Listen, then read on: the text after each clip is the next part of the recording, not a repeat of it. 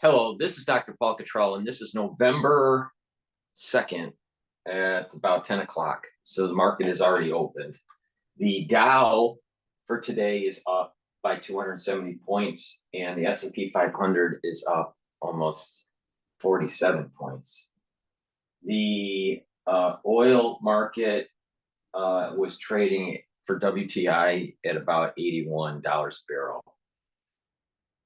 Okay, so let's go to, we did have news last night that the Federal Reserve is pausing on its interest rates. So what does that mean for the economy, and what does that mean for you as a consumer? Well, as a consumer, it basically means that the interest rates for loans, credit cards, and stuff will be somewhat stabilized. It's not going to increase to any severity.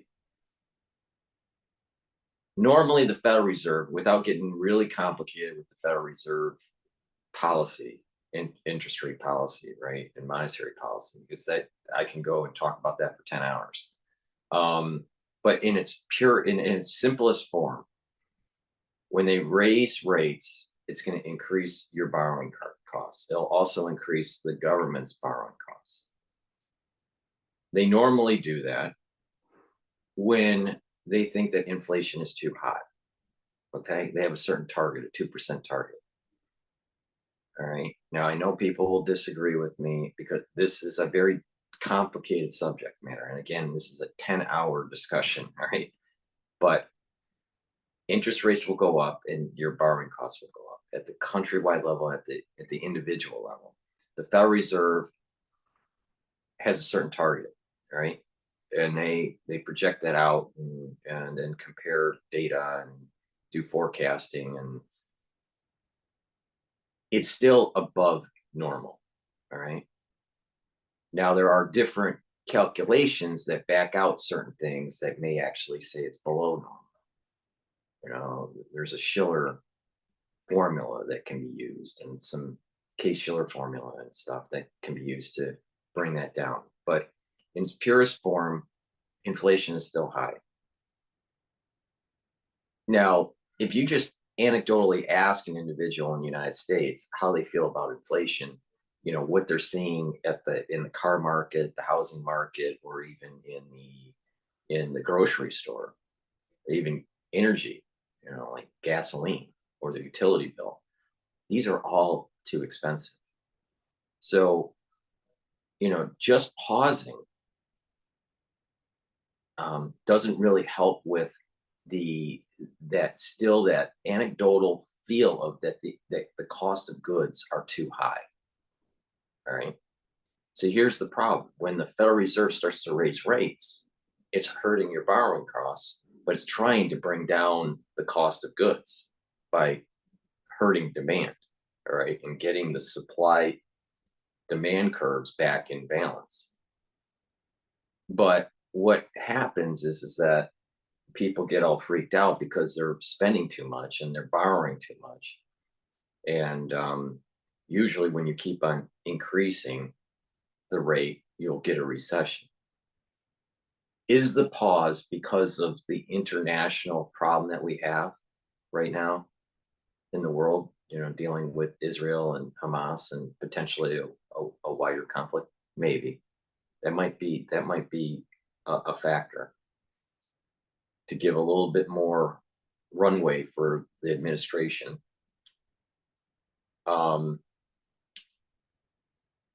And it's also that because we're moving towards maybe a war footing, we're going to need to be spending more and issuing more bonds. If the Federal Reserve keeps on raising rates, those bonds are going to be issued at higher yields. So there may be some geopolitical play that's going on with the pause with the Federal Reserve. That's the Federal Reserve chairman. He made a statement yesterday saying that we're a long way to go to the 2% objective. So it's still elevated. Now, some of the traders out there are saying, well, that means that they're going to start reducing rates. You know, this is a pause. I don't think so. I think what's going to happen is a pause and then it's going to be an increase. But in the short term, at least interest rates are stabilized at the current rate.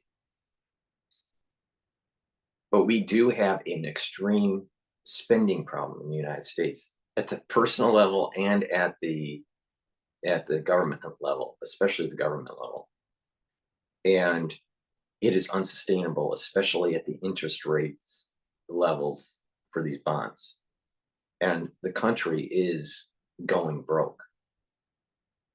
And there's some economists that are saying actually the complete number of debt that's out there compared to the actual assets of the United States, all the assets of the United States, is relatively just about equal.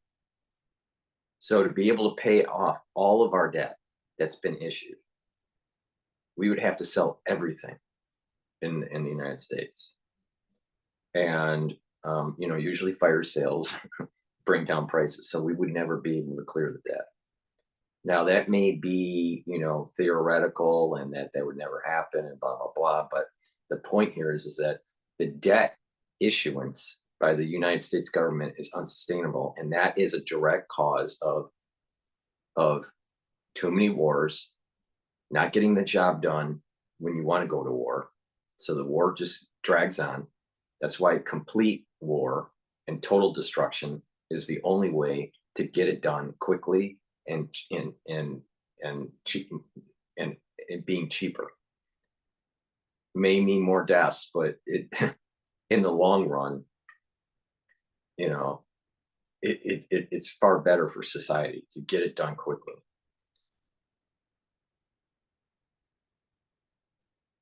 And we have overspending at the domestic level on programs that should not be happening, while we're underspending on programs that will make the country more productive.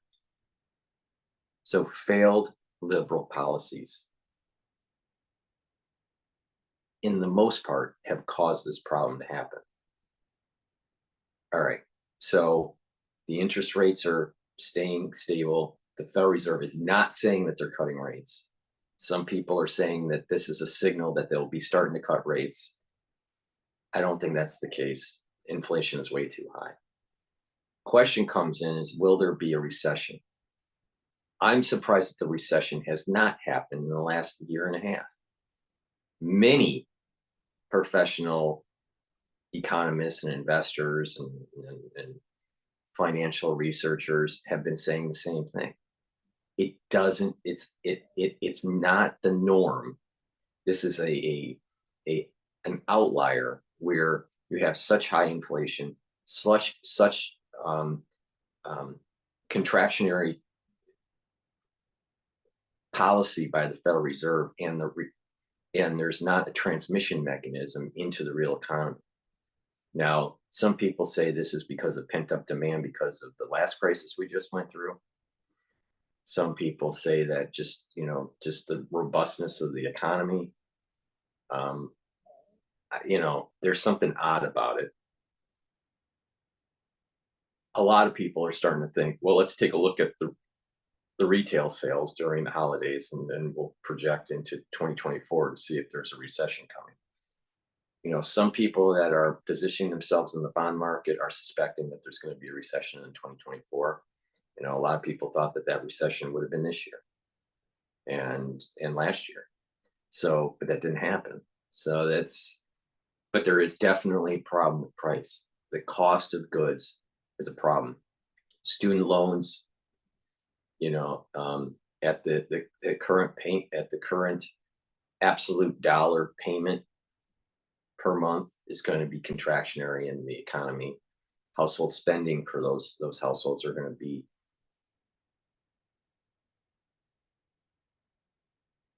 less. And just the overall cost of things are just too high. So the Federal Reserve, here's another example where they didn't get the job done. They didn't do a Volcker move. They did a Greenspan move. A Greenspan just brought up rates, staircased it, right? And then it was kind of like a soft landing. Volcker shot rates It was like shock therapy, right? We should have done that. We should have shocked the rates, forced the recession, and then the rates would go back to normal, and we would have this 2% target for inflation. We didn't do that. Another example, absolute another example, not getting the job done early in the process when the system dynamics are changing, and it's costing us more down the road. And, I'm not wrong on this. I mean, we keep on making the same mistake in social systems. We don't get the job done early on and be aggressive with it. So the system goes back to normal. Instead, we try to socially engineer it, or we try to engineer a soft landing. And sometimes you need to have a shock to the system for things to collapse and then to go back to normal. You have to get back to affordable prices, assuming wages don't go up quick enough. To get back to normal prices for consumers, we have to actually have a recession that causes deflation. A lot of people aren't going to want to hear that because they get all scared when they see that, because that's something more like 2007, 2008, 2009. That was during the Lehman stuff. You need to have some sort of system shock economically to get the prices down, because we've had inflation over inflation over inflation for many quarters, and it's compounding. And our debt service, the interest payments on the debts that have been issued at the sovereign level, at the countrywide level, are just going up and up and up. So we need to shock the system. The system has to be shocked. And of course we won't. And we'll kick the can down the road and it'll get worse. And instead of having high inflation a few quarters and then disinflation and then getting back to normal, we'll have inflation, pause, get the economy growing into that inflationary new normal. And then all of a sudden your eggs cost $30 forever. You have to shock the system. Stupid fucks. Another example of stupid fucks. All right. So what we're going to do is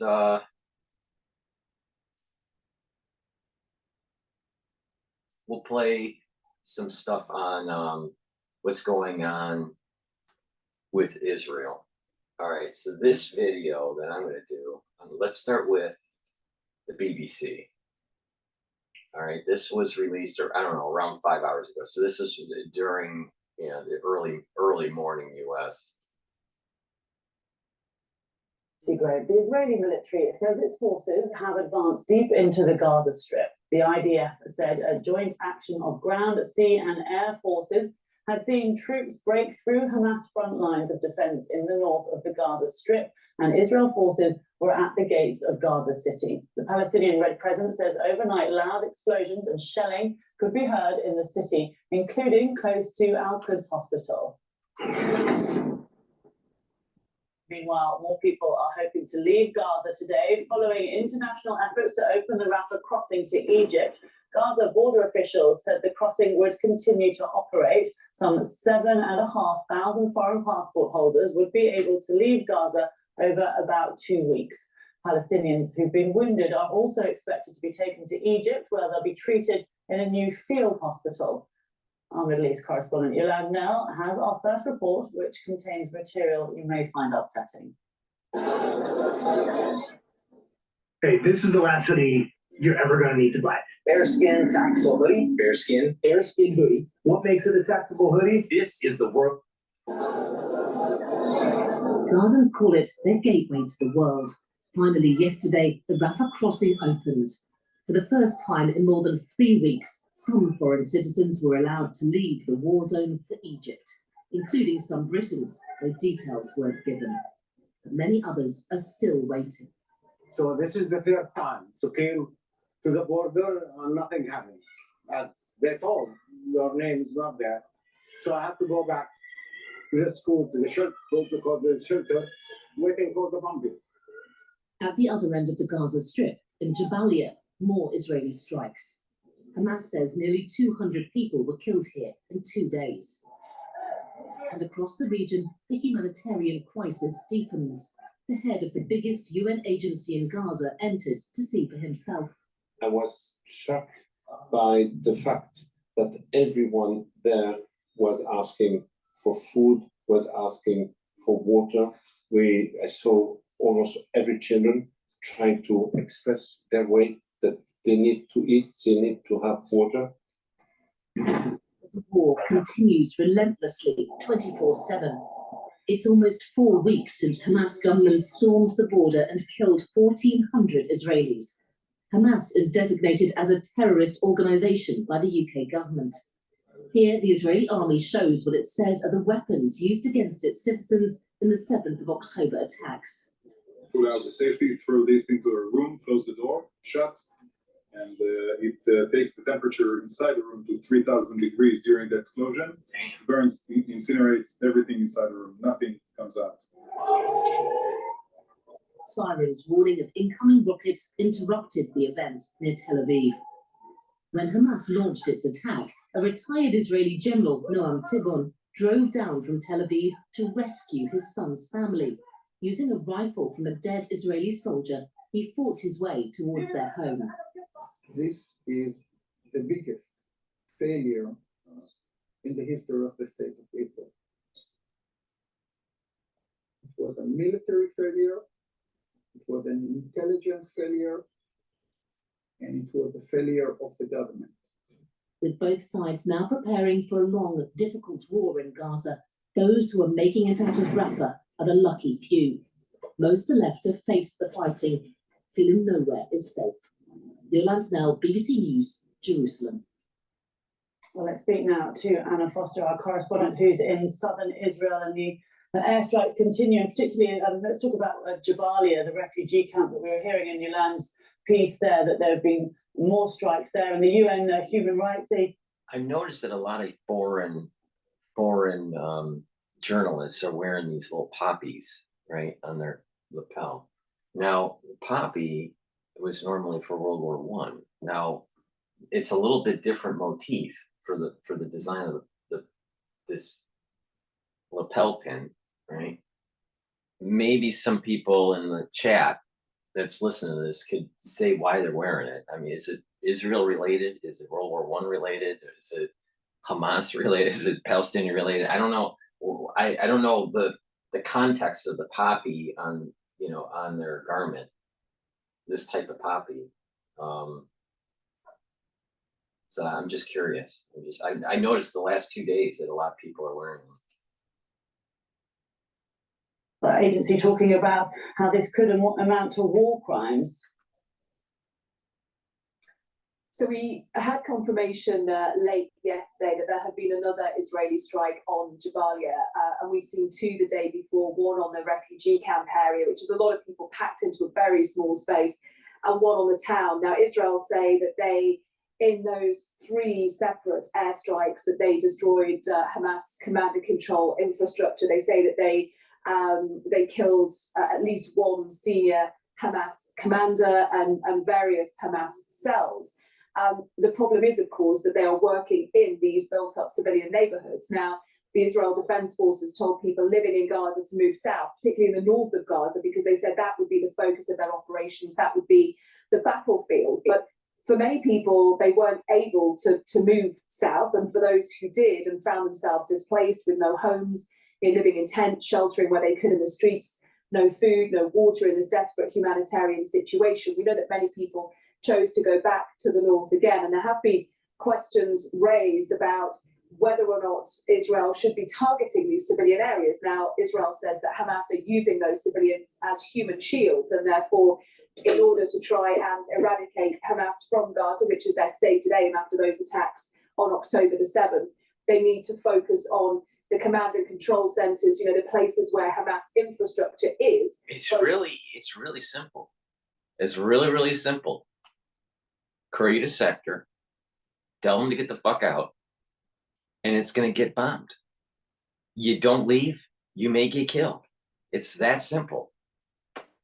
It's not a war crime. Now, there are, I don't know, 2 soldiers or a few soldiers on the IDF that, you know, were doing things with, I think it was Hamas soldiers that they shouldn't have. I don't know all the details. And there's an investigation going on. So it looks like 2 IDF, maybe 4 IDF soldiers may have done something that would fall into the category of war crimes. You know, I think there were pits, and they were torturing them, the soldiers, or they were torturing the Hamas terrorists or some of the Palestinians. I'm not sure what all the details are on that, but the IDF admitted to it, and they said they're going to invest. They're investigating, and they're, you know, gonna, you know, probably prosecute. So that right there. In all war, all sides do war crimes, right? It happens. It's usually a very, very small percentage that do war crimes. Categorizing the bombing in the refugee camp, right? When they were told 2 weeks ago that that was going to be a zone that's going to be hit, you know, that's disingenuous. That these reporters, that just frame the question, is that a war crime? No, it's not a war crime. They're trying to get terrorists, and they warned people, and they're using a large munition that's going to destroy not just the building that they're hitting, not just the tunnels that they're aiming at, but the surrounding buildings also. And if they don't get out of the way, they're collateral damage. But there are an incident, maybe 2 incidences, where a few soldiers, 2, 3, 4 soldiers, something like that, maybe a little bit more on the IDF side, have done, it seems, as some sort of war crime. I don't know all the details, but it happens on both sides. It happened with the US soldiers, it happened with ISIS, you know, that's part of the war. It's wrong, right? But it happens because, you know, if you're a soldier, all right, and you saw, let's say, part of your battalion get blown up, you know, in a certain way, emotions may take over your professionalism as a soldier, and you may want to lash out onto the population. This happened in Vietnam. It's been well documented, you know, what the US did with some of the Viet Cong villages that would be probably classified as war crimes, right? So it happens all the time. It's not right. But to say that that bombing was a war crime is bullshit. You know, this is what I don't like about the BBC and their state journalism. And not just that, just the mindset of the liberal. You know, these aren't ultra liberals because they don't have blue hair, but that mindset of the liberal, right? I'm a conservative person, and I'm admitting that the IDF has done war crimes, but it sure as hell ain't that.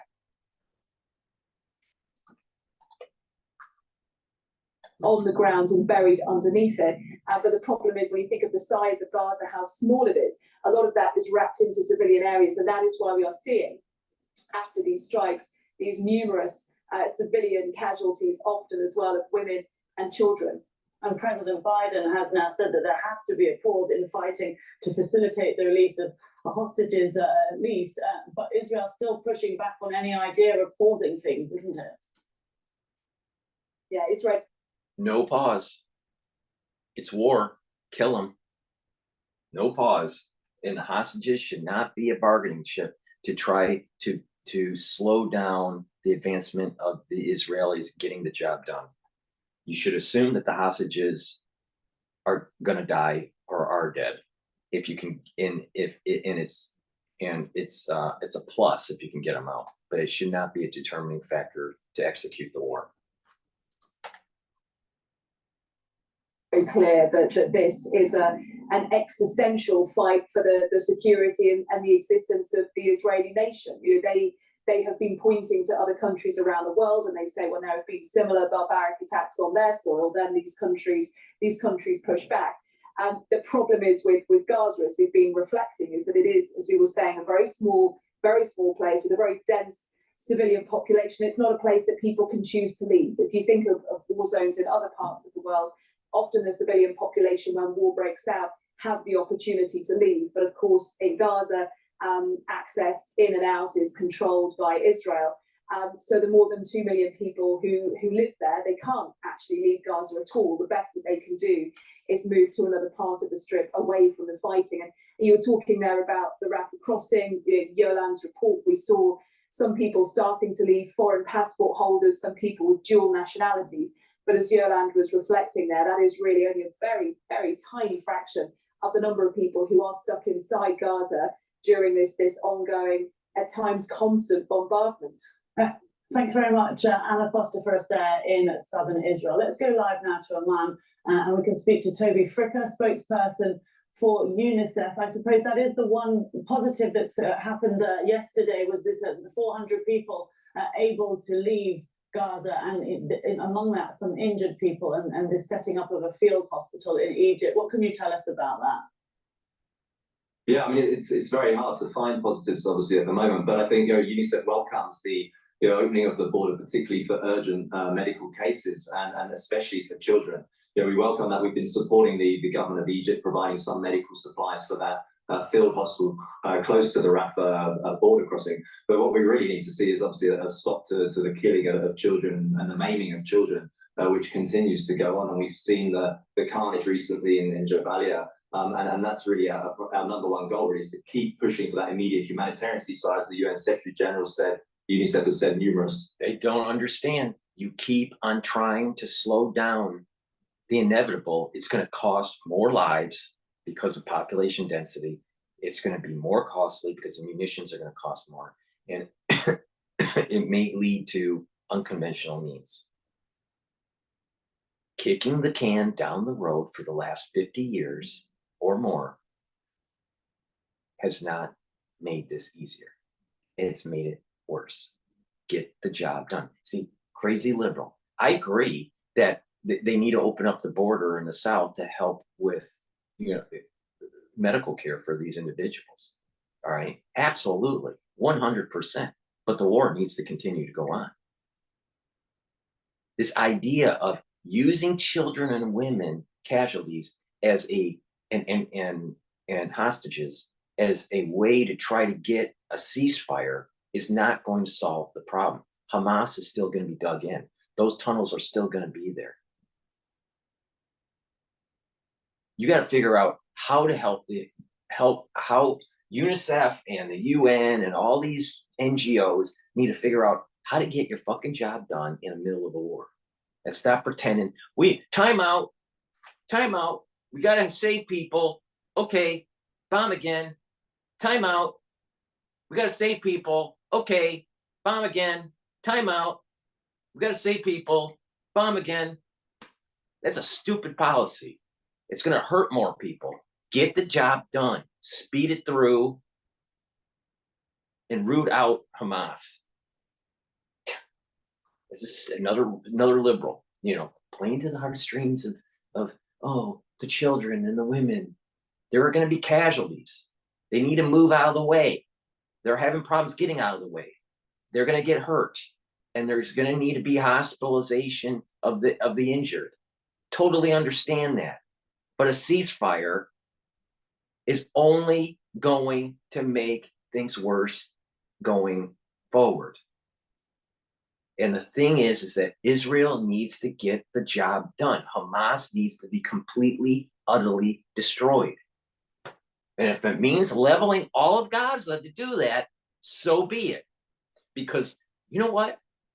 Those women and those children are associated with a male. And that male should have been fighting for their country, aka the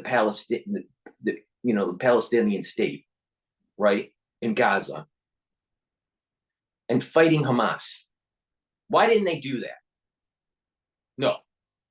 American taxpayer dollars now have to pay for sweeping a bunch of terrorists that have been digging in for 15 years.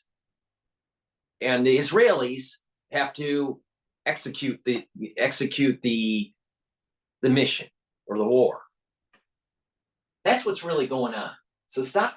I can't stand these fucking liberals and they're playing with the children and the women and the hostages. What about if people got war, if they executed war efficiently, if they executed the war properly, there would be less death in the long run. If they cared about life so much,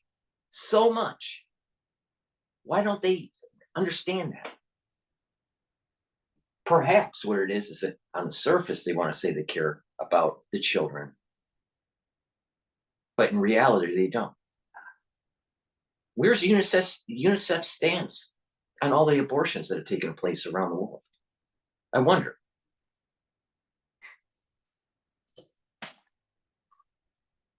And we keep saying that day in, day out, because the new normal is really horrific right now.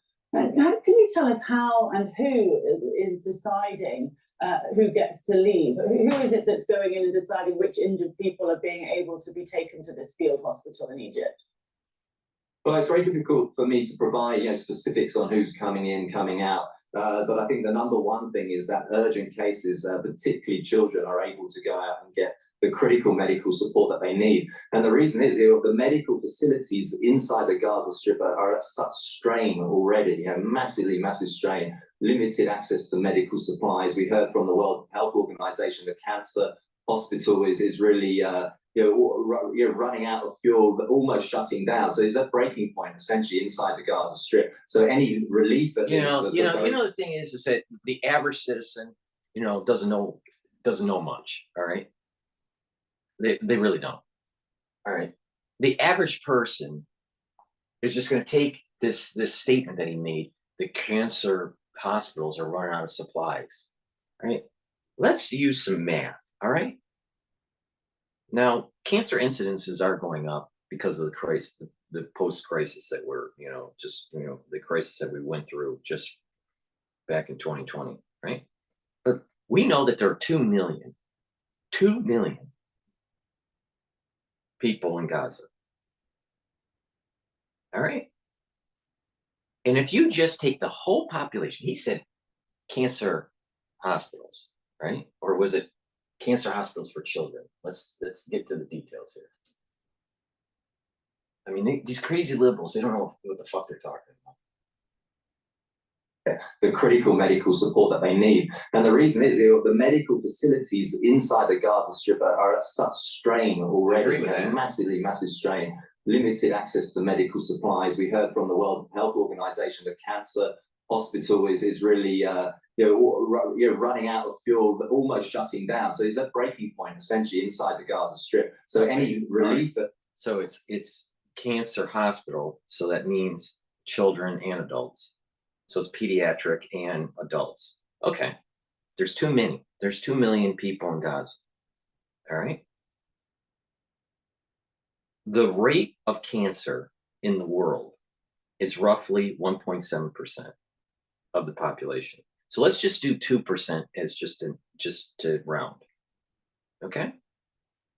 That means there's 40,000 people in Gaza that might have cancer.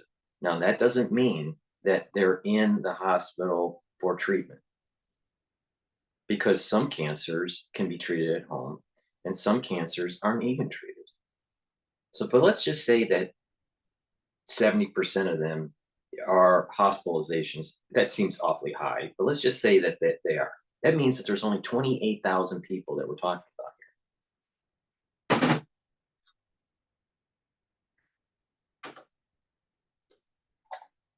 For injured civilians, injured children is welcome. I see that MSF, Médecins Sans Frontières, has got a few people who left yesterday. Some of their staff working there left yesterday. They're regrouping and getting more people ready to go in if they can get them in. Are you getting the sense that aid workers inside Gaza are wanting to leave? Well, I mean, UNICEF, and UN, we have a rotation policy.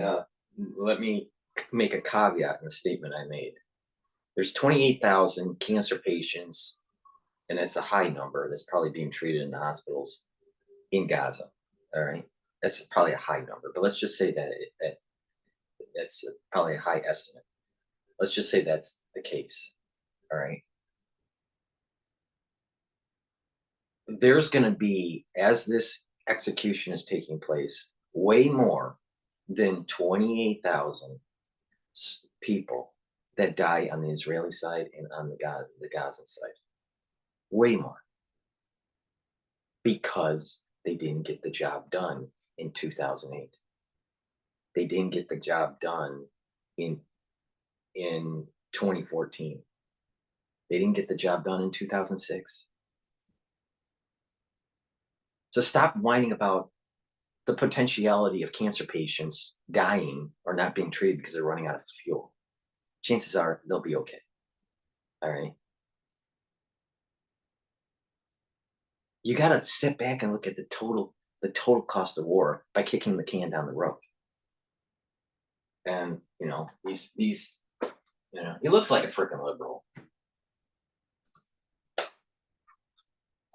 National staff members, to bring new people in when you can, to fresh up, bring new individuals in to support the humanitarian response. The number one thing really is, as we say, is sort of around staying and delivering, because now the needs are so immense, across the Gaza Strip, to do whatever we can on the ground with our staff in the area to provide that access to life-saving supplies, medical equipment, water particularly, and sanitation, hygiene kits, etc., to get particularly to the shelters that are so densely populated right now.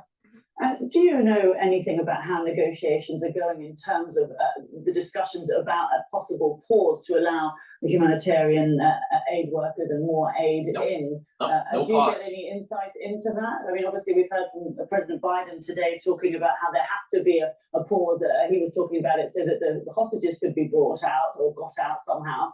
But do you know how those negotiations are going at all?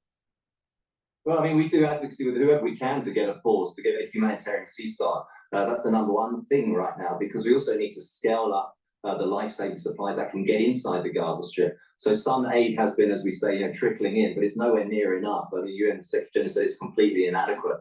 And that's... Think about this, all right? Think about it really hard. UN and UNICEF has a ton of supplies they want to get through. If the Palestinians really care about their children, care about their families, right? First, they should have fought Hamas 15 years ago, but they didn't. But you have all these supplies at the border between Egypt and Gaza. They could move those supplies and tell the Palestinians, take the supplies and distribute the supplies to areas that are needed. So it is more of a grassroots effort. What they're worried about, what UNICEF and the UN's worried about, is that you got a bunch of fucking animals in Gaza that probably would not distribute the services and the material that they would be getting from the border appropriately within their society. That's indicative of a failed moral foundation within the Gazans, within the Palestinian population. You don't need UNICEF and the UN going in saying, we need a ceasefire so we can protect our people. No, you can give the material at the border to the Palestinians and have them start distributing it. Maybe you recruit, Palestinians to, and you do maybe some sort of evaluation. Do you think that they're going to be truthful in their distribution? They have the right moral compass, right, for the distribution of the goods and services. But the UNICEF and the UN doesn't need to be in Gaza. Why isn't the Palestinian people itself, through grassroots movement, get the material from UNICEF and distribute it where it's needed within Gaza? No, what it is that this is a means to get UNICEF into Gaza, and then accidentally they get wounded or get killed. It gets all over the media, and then they're going to demand for a ceasefire, and it's, you know, crimes against humanity against the Israelis and the IDF. Meanwhile, the Palestinians could have been doing the distribution themselves. Now, if they're going to hog it, not distribute it correctly, that's a failed policy. That's a failed moral compass of the people that you're trying to save, UNICEF.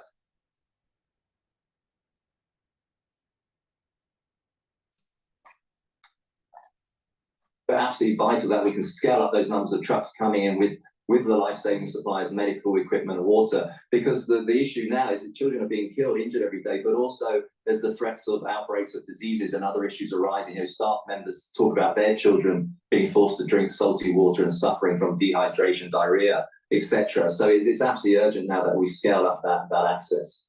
Okay, well, thank you very much for talking to us, Toby. Just another liberal that needs a haircut. All right.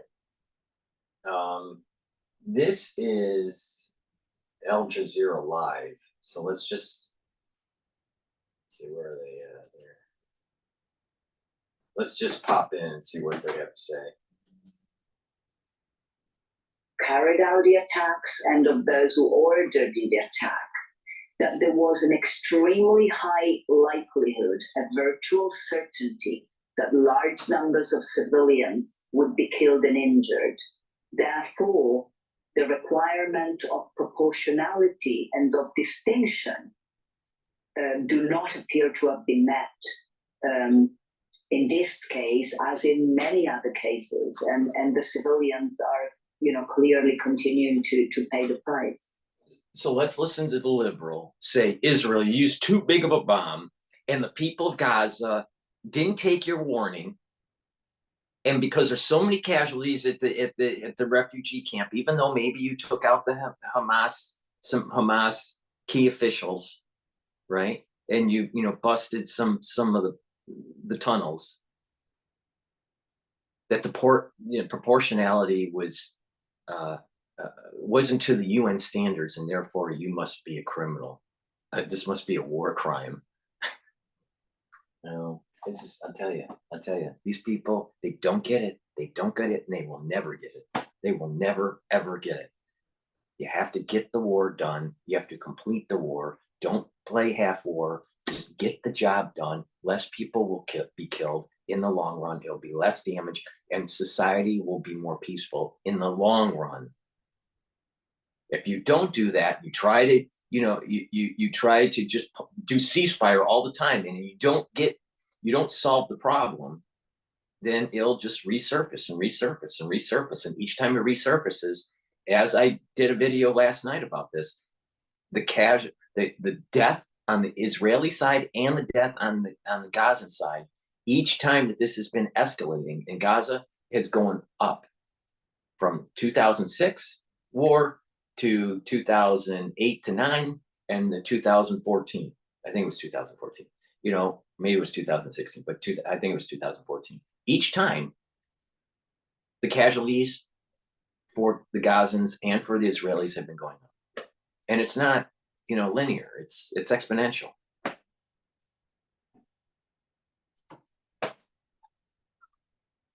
Okay, and Noor Audi, I see you nodding along with what Donatella had to say. What are your thoughts on the Jabalia refugee camp strike, and particularly this issue of proportionality, which we've heard proportionality brought up? I mean, how do you see the proportionality playing out in the context of the bombs are going to get bigger and more death is going to happen because they got to do a bunker buster. Thank you for having me, Betty. I would remind the viewers of statements made by senior Israeli officials, political and military, at the beginning of this.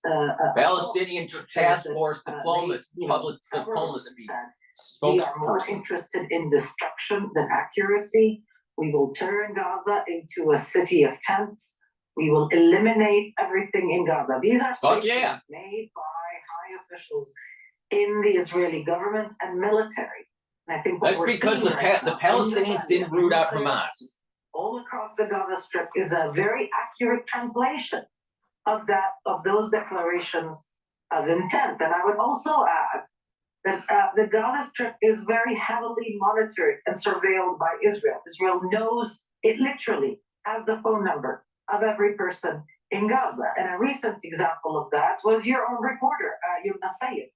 When the Israeli army started increasing the bombardment in her neighborhood in Gaza City, they called up her husband, spelled out his entire name, first and last name, and they knew exactly which apartment he lived in, and they asked him to leave, even though, of course, the whole neighborhood was under bombardment, and it was there was no safe route to take. But what I'm trying to say is that there are no mistakes here, as far as I'm concerned. Israel knows who lives in these neighborhoods. It knows how many children and women will be victims. Israel called them, or drop leaflets. They warn them. Sometimes they knock on the top of the building with a light munition, warning them. Not all the time, but in this case they were warned. If they're in the way after a warning, and they're trying to get their target, their Hamas target, Israel's not at fault. It is not at fault. The thing is that there's going to be casualties. Why didn't the Palestinians root out Hamas for 15 years? Why? Why couldn't the Palestinians have a government that's not corrupt? And the United States people, through their tax dollars, funding the funds go to the Palestinians. A lot of it will, go towards, humanitarian help and that sort of thing. But there's a skimming that's taking place and a corruption level that's taking place with these Palestinian officials. They don't want peace, because if there was peace, the United States would be paying them less. And then they're getting their skin cut would be lower. So why the hell would the Palestinian government and these officials want peace? They want more war so they get more funding from the United States. Destroy, and then there's no more need for aid. Because the enemy's gone. Is by these massive attacks on very densely populated, poor areas, especially when we're talking about a refugee camp like Jabalia, and it does not care. And the reason why it doesn't care is because it has enjoyed. How did Arafat become a billionaire? Maybe Arafat became a billionaire by all of those photos of him in his turban, and he got the royalty fees from his turban photos. No, he fleeced his people.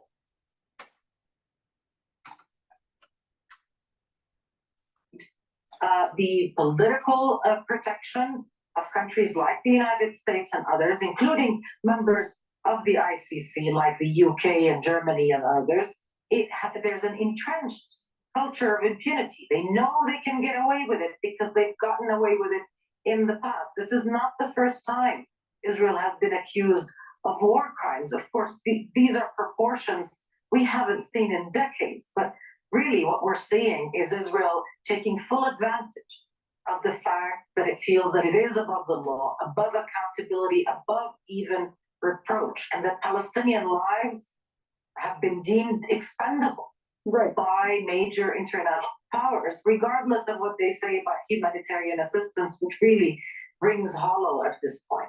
Michael Link, the director of the New York office of the High Commission for Human Rights, has resigned. I'm sure you're aware. And he said that the world is bearing witness to a textbook case of genocide. From your experience as a former UN Special Rapporteur, is this a case of genocide, building? This has the possible makings of a genocide. Genocide, of course, is a very high standard to meet in international law, which includes intent to try to eliminate in whole or in part a people. We know genocide has been pointed to with respect to Rwanda, with respect to Myanmar and the Rohingya.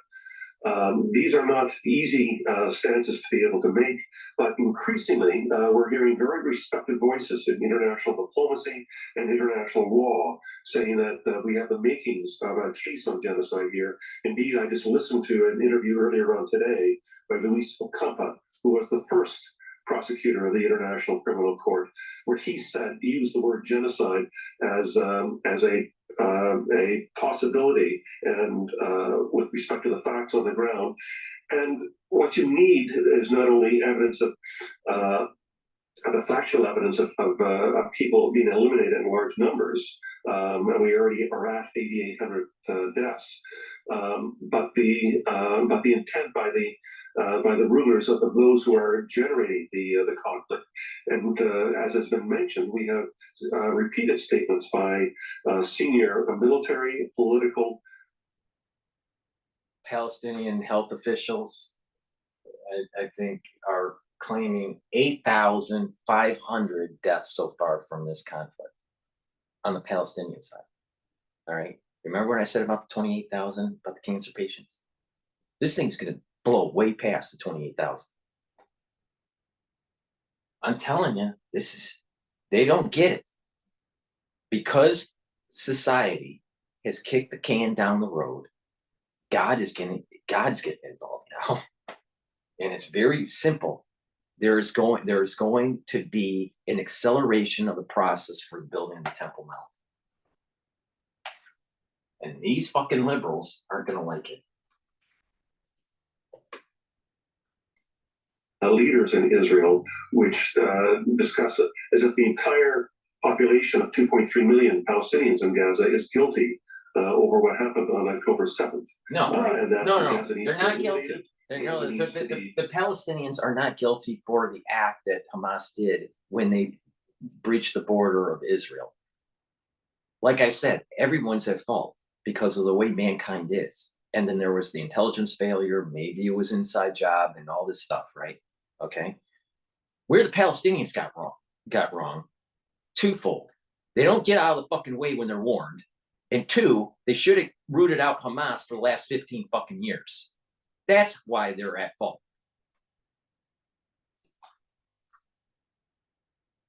And to be entirely depopulated. Okay, let's bring in Donatella to tell us whether Amnesty has seen any evidence that backs up this claim by the director of the New York office of the High Commission for Human Rights, where he's saying this is it's a genocide, it's a case of genocide building. I mean, obviously, as the previous speaker has said, the threshold and the legal analysis when it comes to making determination on genocide is lengthy and complex. And right now, at Amnesty International, we're focused on investigating what are very serious and very obvious violations of international humanitarian law, which are extremely. Why didn't they talk about the actual speech that happened on October 24th by the Hamas leader, stating that they are going to destroy Israel and that all of Israel is going to be gone and that all of it is going to be Palestine. All right. That's what he stated on October 24th on, I believe it was LDL TV. All right. Probably some Islamic Jihad TV. All right. But they don't say that that's a genocide move. I mean, And most Israelis aren't as forceful as I am on this issue, right? I believe that the Palestinians should be pushed out of Israel, and that the Israeli borders need to go back to the temple times to usher in the Temple Mount. That means that means also taking land from Egypt, taking parts of Jordan, and taking Lebanon and parts of Syria. All right, I'm that aggressive with the borders, right? But most Israelis are not. All right, the ultra liberals want the Palestinians to have the land that they have now or more land. All right, and the Israeli settlers to be taken out. All right, that's the ultra liberals in Israel. The conservatives, there's this battle between a two-state solution or some sort of compromise, right? But they're not as forceful as I am. I'm very dead set. Israel needs to go to the temple, build the Temple Mount, and the borders of Israel need to go back to the biblical times. It's very simple. Those two things. I'm in the minority in that regard. I understand that I'm in the minority, but I'm not wrong. You can be in the minority and still be right, right? Now, you have a group of people that want to get Israel out, but they won't call off their own leader of the Hamas, right? Amnesty International didn't say anything about the October 24th speech. Why is that? Why is that? Israel needs to seek and destroy Hamas, Hezbollah, and Iran.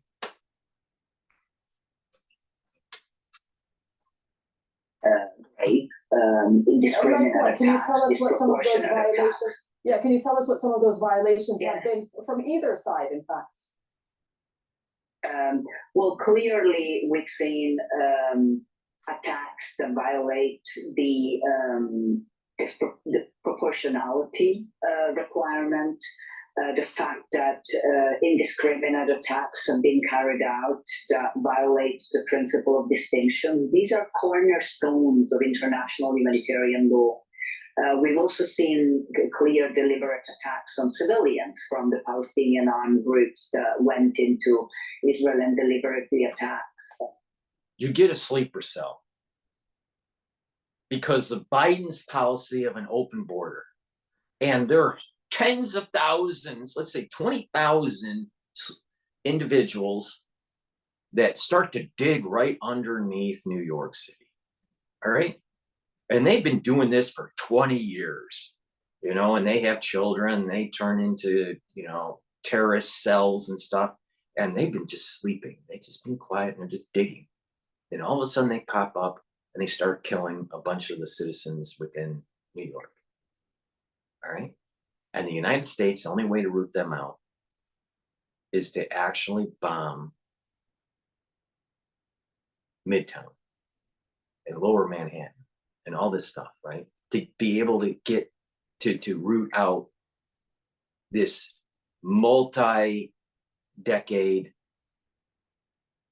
entrenchment of these terrorists, right?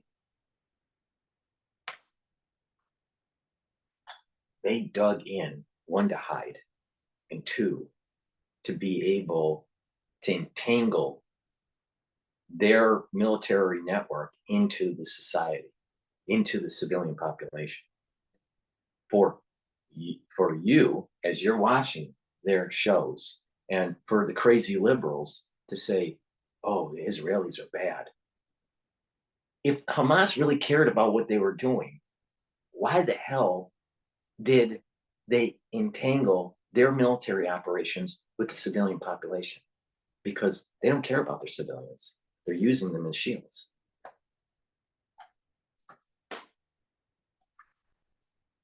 Civilians. These are all crimes that violate international humanitarian law that should be investigated as war crimes, very obviously. We're also seeing on the part of Israel the deliberate restriction on the entry of humanitarian aid and goods which are absolutely necessary for the survival of the civilian population. Fuel being perhaps the most obvious, because no fuel has been allowed into Gaza. Fuel is necessary to produce electricity, to keep hospital equipment functioning, life-saving equipment functioning in hospitals, as well as purifying water. At the moment, people in Gaza don't have clean water to drink. And then, of course, there is everything else, food and medicines in general. These are items that can never, ever. I thought AOC said that the world can go electric. We don't need fossil fuel. Another fallacy of the liberal ideology. Be restricted. There should be unfettered entry of medicines, food, and all that is necessary for the civilian population to survive. And I would also add that these restrictions are not a new imposition on the part of Israel since the 7th of October, but they have been going on for 16 years. So again, if one is looking at deliberate action taken to impose collective punishment, which is another very serious violation of international humanitarian law, collective punishment on the civilian population of Gaza.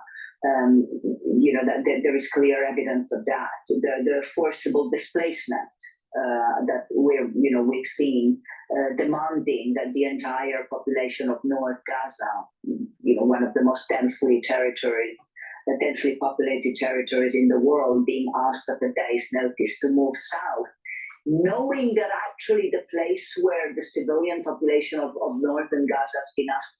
The most densely populated population in the world for the last 15 years have been seeing tunnels being dug by Hamas and didn't do a fucking thing about it.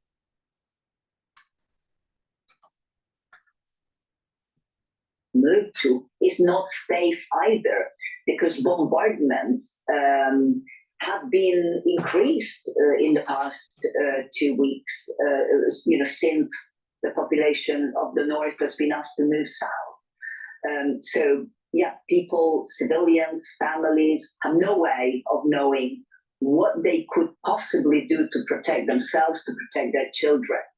And so all of these are violations of international humanitarian law, and they should all be investigated as war crimes. Okay, Noorode, I mean, a lot of the violations that have just been listed by Donatella from Amnesty are not new. We've seen them before. Nothing moves on the international front when it comes to the prosecution of these war crimes at organizations like the International Criminal Court, for example. I mean, how do you think that war crimes can be actually prosecuted? What needs to be done? What sort of avenues are there for accountability? You got all these crazy liberals that want to try to prosecute the Israeli government for war crimes. And think about the crazy stuff that happened with unconventional warfare and the biologics that were developed, that were unleashed on the world. And we didn't hold the people that were involved in the funding and the development of these accountable. With the crisis that we just went through in 2020.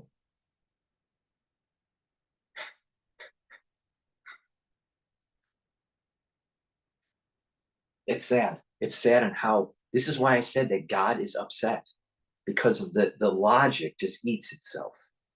The crazy liberal logic just eats itself. Let's spend the time on Al Jazeera to focus on trying to crimes against humanity by the IDF and not really shine a light on the crimes against humanity based on the crisis that we just went through and all the people that were involved in the funding mechanism, the war planning of it, and the development of the biologics.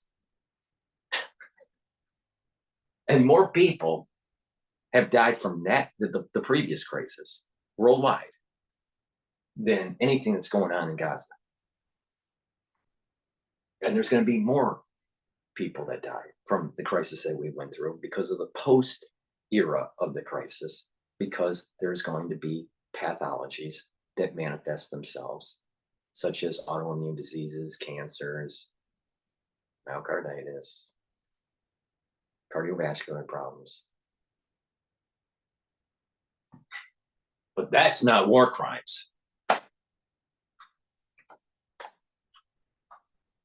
Realistically, Well, I mean, the only avenues of accountability are the legal accountability, at least, are known, and I know that they're being pursued. But more to your question, I think that one encouraging sign that we're seeing on the streets of capitals around the world is that people, young voters in countries around Europe and in the United States are marching in their hundreds of thousands. They are angry, and rightly so. They are outraged. They are useful idiots for the terrorists. Blue-haired dipshits. The complete disconnect between the principles they stand for and the positions of their government.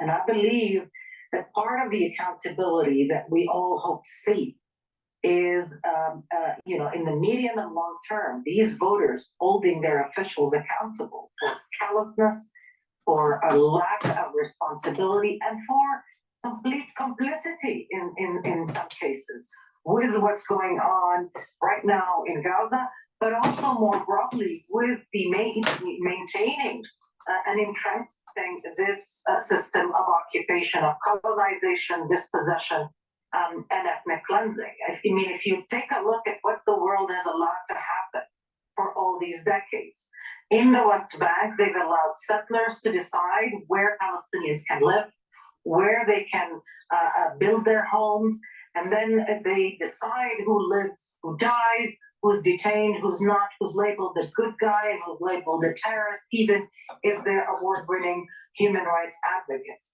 And in Gaza, the world has allowed for far too many years Israel, the occupier, to lock up an entire population of more than 2 million people, half of them children, deprive them of the most essential requirements of life. Have a say. All right, that's the live feed from Jazeera, so you can get your daily dose of being upset.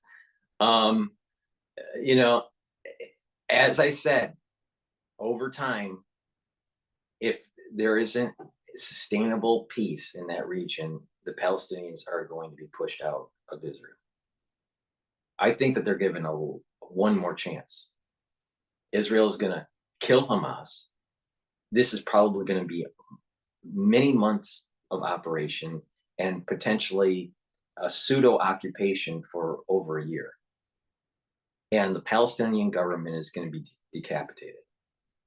And there's going to be one more chance situation where you have international aid coming in to help rebuild.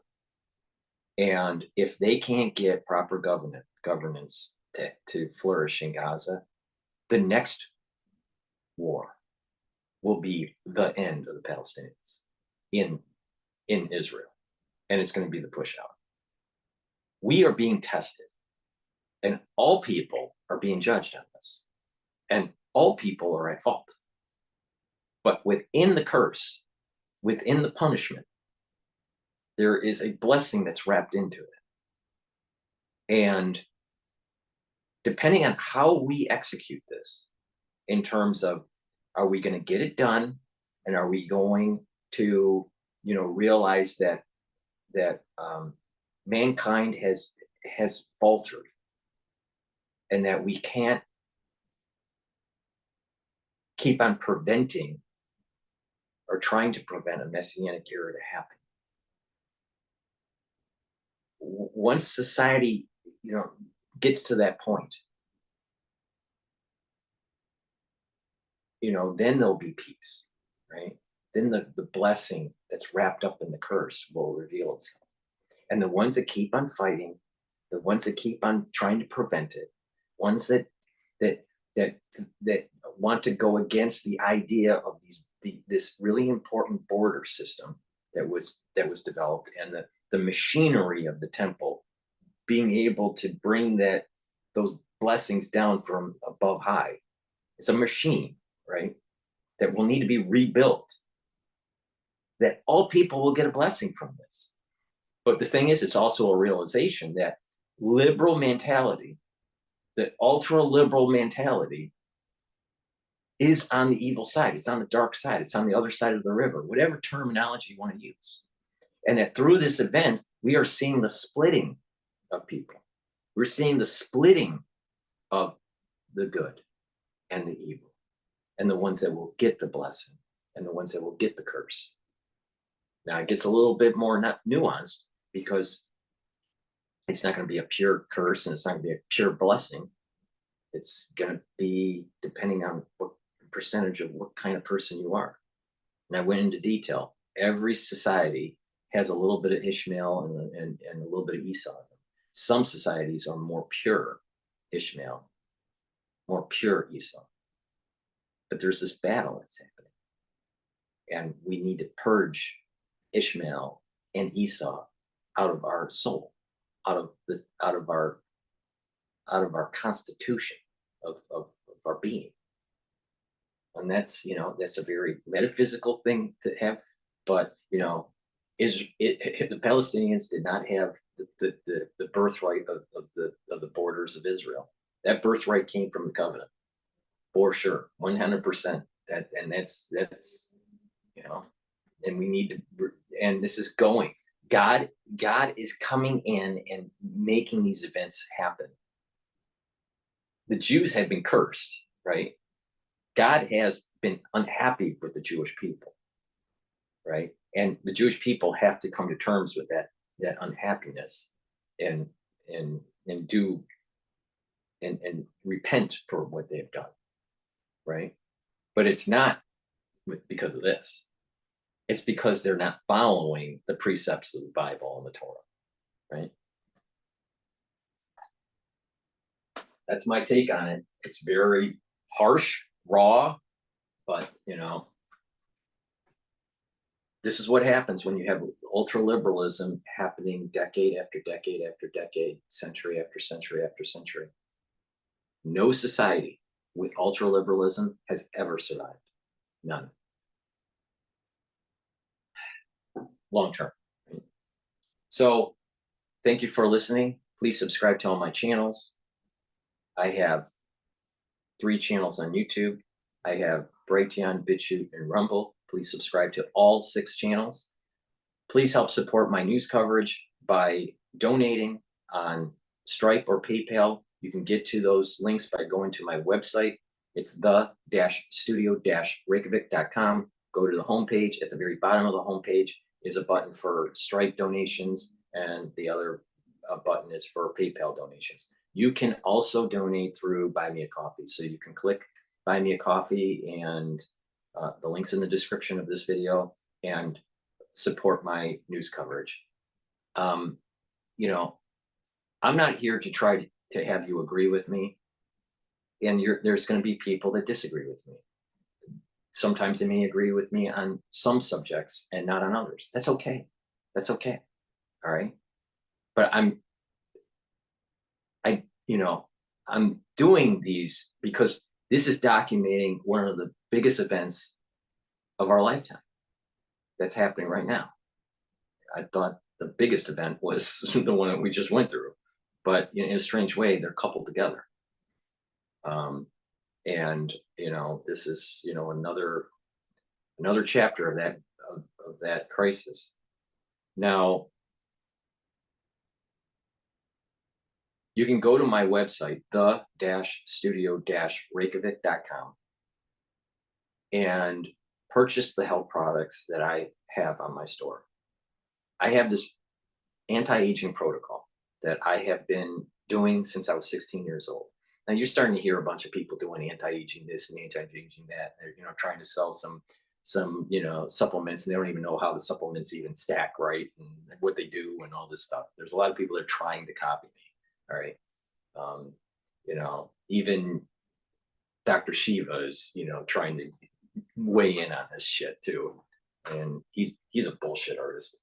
But you know, but the thing is that go to my store, the-studio-reykjavik.com, and listen to what I've been doing since I've been 16 years old. All right.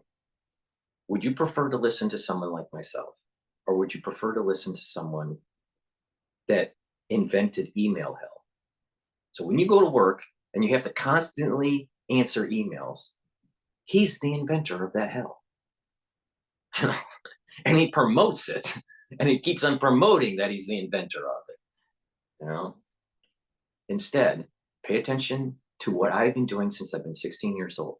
And I've been improving this protocol decade after decade as certain things have come onto the market. All right. You can get structural nano silver products from my store. One of those products are the structural nano silver Health Max 35. This is a 35 ppm of structural nano silver. What that does is that it will neutralize pathogens. It's a liquid. I take a teaspoon of it a day. I swish it in my mouth for about 20 seconds, gargle for about 20 seconds, swallow it.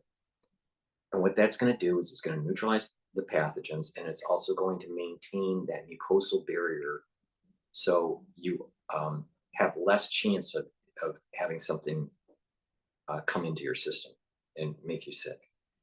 Another product that is excellent on my store, it's way better than anything that Alex Jones sells, all right?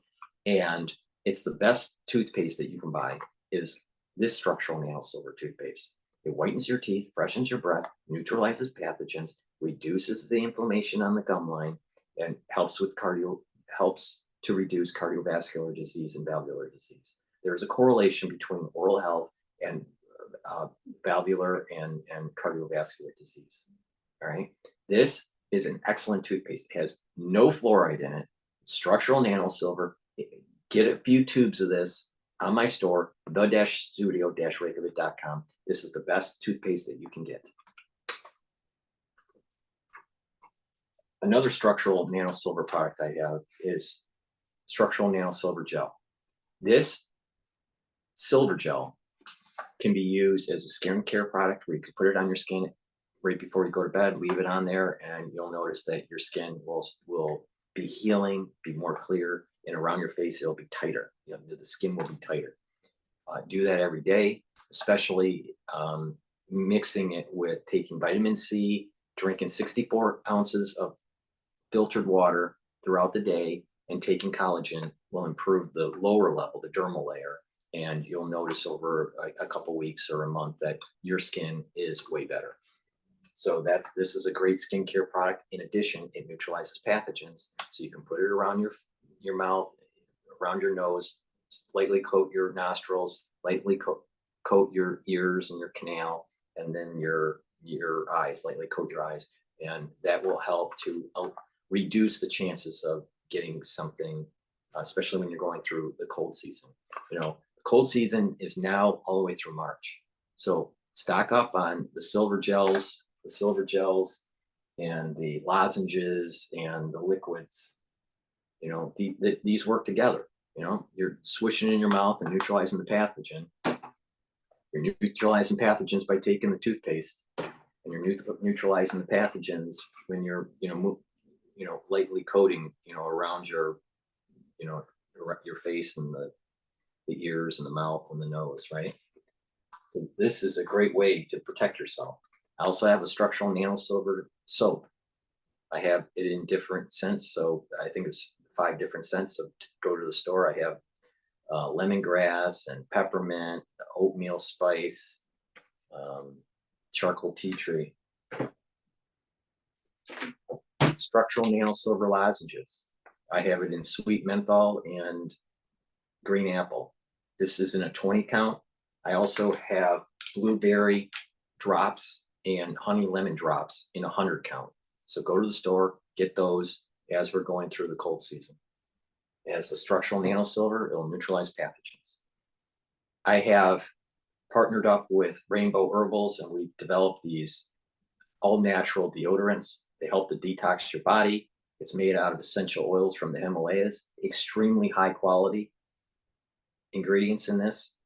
And there is a detoxification effect in this. So you're going to get healthier as you use this deodorant. So this is extremely high quality. All right. Go to the store, get the deodorant. It has the scent of citrus or a peppermint tea tree.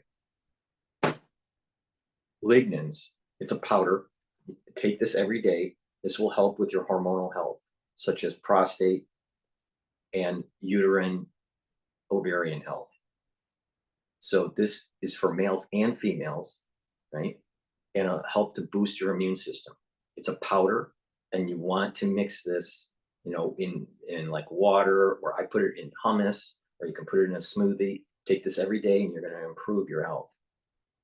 And as we get older, you know, we're going to have these problems with our LH and FSH concentrations.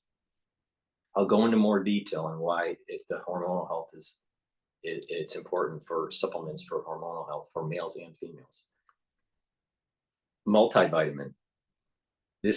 Take this. It's easy on the digestive system, and these have the cofactors, right? That will help with enzymatic activity. If you don't have the proper concentration of cofactors, you're not going to have the proper enzymatic activity, so you won't have the proper metabolism. Your body, your cellular processes will be subpar. So take this multivitamin as part of the anti-aging protocol. Go to my store, the-studio-reykjavik.com. Other products that I have on my store are Clarity Factor. This will help get rid of that brain fog. This is way better than Brain Force from Alex Jones. So get this product, Clarity Factor, on my store, the-studio-reykjavik.com. They'll get those dendritic connections maintained and increased, right? And get that firing of those neurons. And you'll start to solidify memory better. You'll be thinking better. I take it twice a day. I take it in the morning and in the mid-afternoon. Some people only take it in the morning. This probiotic, pre and probiotic, is a powder. I mix it with my hummus, and I mix it with the lignans, right? You can put it in water. You can put it in a smoothie.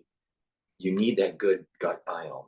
And what will happen with a good gut biome is that depression will actually go down. You know, mental clarity will improve. Communication between the gut and the liver will improve. The energy absorption will improve. And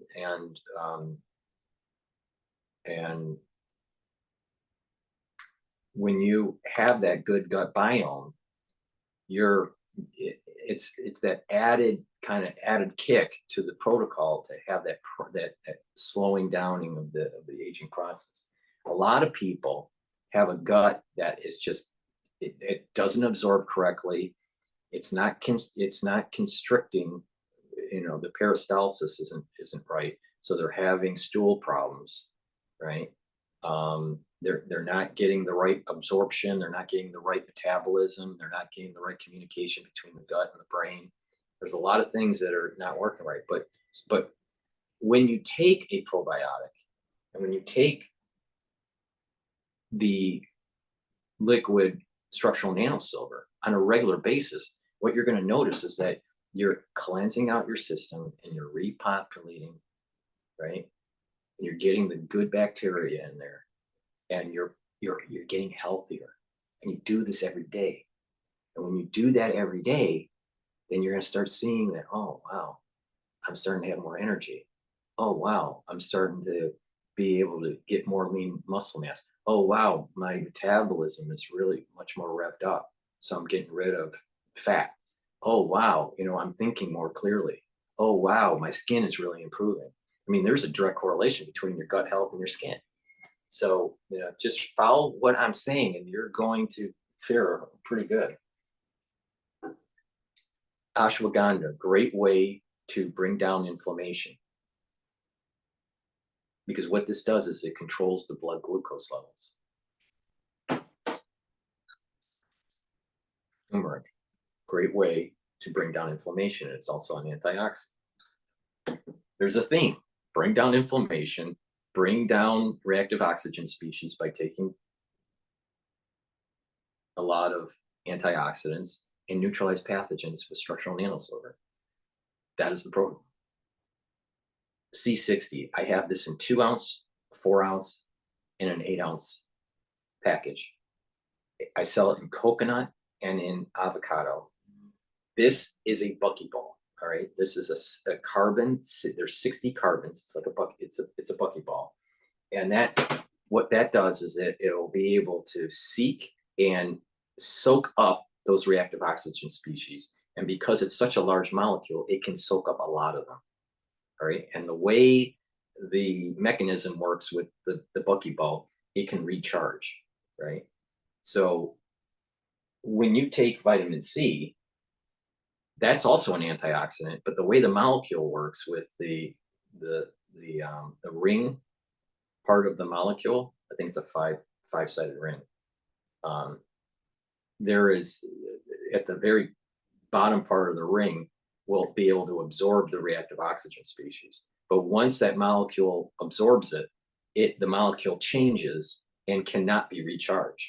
So only one molecule of vitamin C can neutralize one reactive oxygen species. Well, you can absorb thousands of reactive oxygen species. This is why it's so potent and it's so important to take. So some people go, well, I just take vitamin C and I don't need C60. You need C60 because it's the potency of it. This is an extremely high quality product.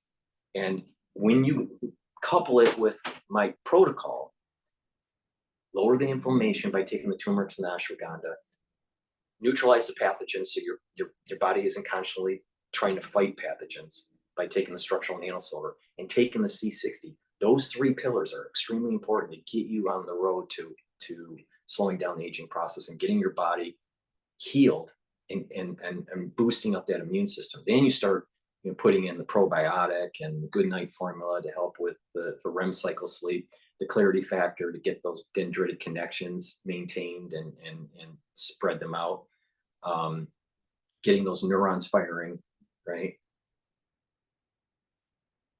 The lignans to help with the hormonal balance, the vitamin B complex to help with the electron transport chain because of the cofactors for that. So there's a lot that I offer on my store, the collagen to help with your skin health. When you add stuff to the protocol, the pillars of the protocol, you're gonna really see this boost in health. Invest in your body now, so you do not go down the road of heart disease and diabetes, right? Because when these people that are on statins for years, there are side effects. When these people that are on beta blockers and alpha blockers, there are side effects, right? Diabetes medication, there are side effects. You don't want to go down that road, right? Corticosteroids, side effects. Right? Invest in your body now so you don't get dependent on the pharmaceuticals. It's about preventative medicine, not try to solve disease medicine. All right. So